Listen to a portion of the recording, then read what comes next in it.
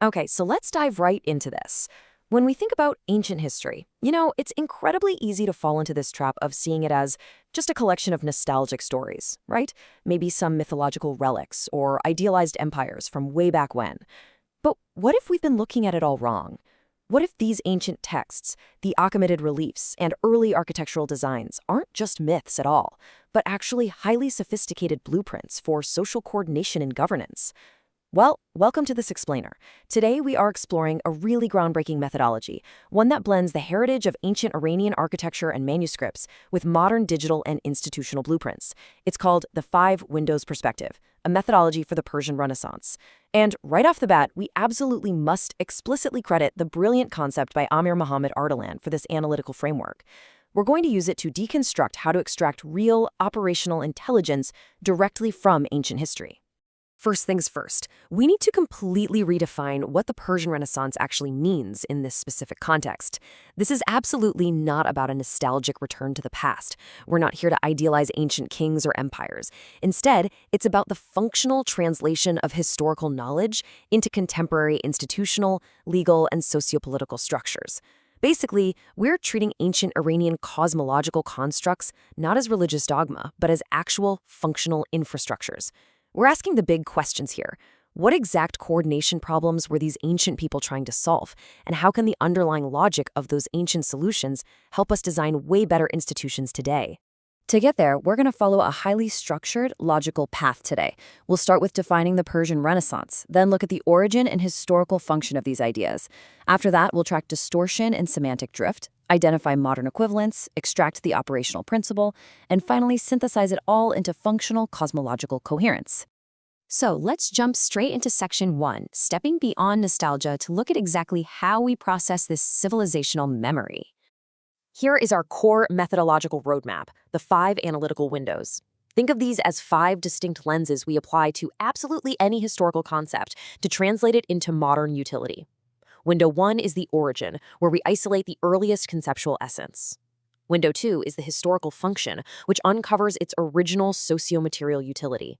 Window 3 examines distortion, tracking how the concept drifted or maybe degraded over time. Window 4 seeks the modern equivalent, identifying structural homologies today. And finally, Window 5 is the operational principle, and that's where we extract normative, actionable rules for modern design. Moving on to section 2, let's put this methodology to the test and dive into the first 2 windows by actively tracking 2 ancient case studies, Mithra and Verethragna. To do this rigorously, we really have to start at the source, diving into ancient Avestan and Pahlavi manuscripts. Our goal in Window 1 is just to isolate the core conceptual essence of these ideas. And we are adopting a strictly impartial academic approach here. We aren't analyzing these texts as theology, and we certainly aren't taking any ideological sides. Instead, we are reading them as proto-institutional blueprints. Think of them as the earliest recorded attempts by a civilization to establish lasting order and systemic function. Let's map our 2 concepts across these first 2 windows. Take Mithra first. At its absolute origin, Mithra represented the principle of contractual binding and covenant enforcement. Its historical function? It was a vital trust mechanism. Without centralized modern states, how do you manage large-scale cooperation for trade or, say, massive complex irrigation systems? You absolutely need an infrastructure of trust, and Mithra provided exactly that. Verethragna, on the other hand, originated as the embodiment of the victorious overcoming of obstacles. Functionally, it served as a systemic resilience model. It was a way for society to culturally and structurally organize against massive environmental constraints, like drought and resource instability. And this brilliantly illustrates a key nuance in the historical texts. Research into Indo-Iranian religion actually shows that Mithra's primary function was that of a judge. By guaranteeing the inviolability of covenants, contracts, and treaties, Mithra maintained lawful stability among the people. So it wasn't just some mystical idea out there in the ether. It was a deeply practical legal framework deliberately designed to keep society functioning smoothly. But, as we know, history is rarely static. Let's transition to Window 3 in Section 3 and examine the semantic drift, basically how these highly functional concepts degraded over the centuries. Over time, both of these concepts suffered pretty massive distortion due to political centralization and epistemic changes. Verethragna drifted from being this dynamic, systemic force of order and resilience into a much narrower, ritualized martial symbol. It completely lost its broader ethical and structural utility. Meanwhile, Mithra underwent a huge semantic reduction. It went from a strict legal institutional principle of contractual integrity all the way to a solar deity.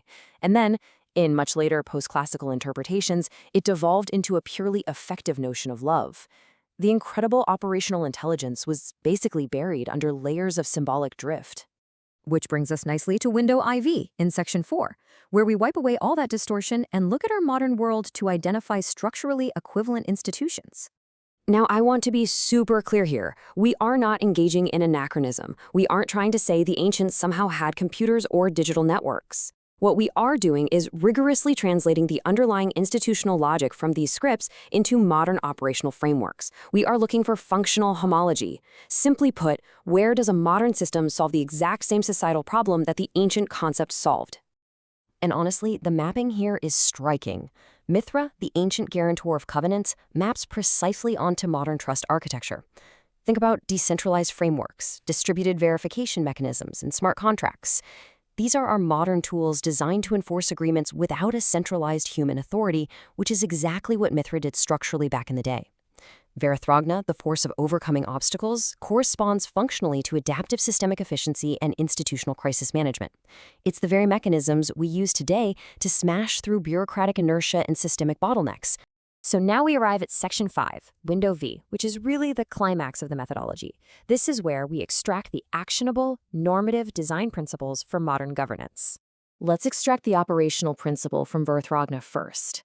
The normative takeaway here is that effective governance is defined not by dominance or brute force, but by the capacity to maintain systemic order. It requires multimodal adaptability, meaning the strategic patience and rapid responsiveness needed to actively eliminate structural inefficiencies and decisively disrupt corrupt or stagnant structures. True leadership in this context is systemic resilience. And for Mithra, we get a profoundly powerful normative extraction. Contractual integrity precedes coercive authority. Think about that for a second. Institutional systems must be designed so that defection, or breaking trust, becomes economically and structurally irrational. You ensure societal cooperation through rational incentives and impenetrable trust architecture, rather than just relying merely on centralized, coercive force. Finally, in section 6, let's synthesize our whole journey through the 5 windows. How does all of this come together to change how we view society today? It fundamentally redefines how we understand the legitimacy of any system or government. Legitimacy isn't just a legal category, and it's definitely not just a measure of who holds the most power. It is rooted in functional cosmological coherence. Now, what does that actually mean? It means if your modern institutions fail to sustain trust, that core Mithraic principle, or if they fail to maintain systemic order and efficiency, that Verethragna principle, they will inevitably experience legitimacy erosion, and that erosion is going to happen regardless of how much coercive power or force the system actually possesses. If the functional architecture fails, the entire system fails. Which leaves us with a pretty powerful challenge. We've seen how mythological ideas are actually latent institutional grammars, so look around at the systems governing our world right now today. How can we apply this exact principle of functional cosmological coherence to rebuild and optimize our own modern institutions, utilizing the operational intelligence hidden right there in civilizational memory? I want to once again give explicit credit to the architect of this incredible methodology, A.M.Ardalan, whose concept challenges us to look backward, not with nostalgia, but with an engineer's eye for the future. Thank you so much for joining me for this explainer.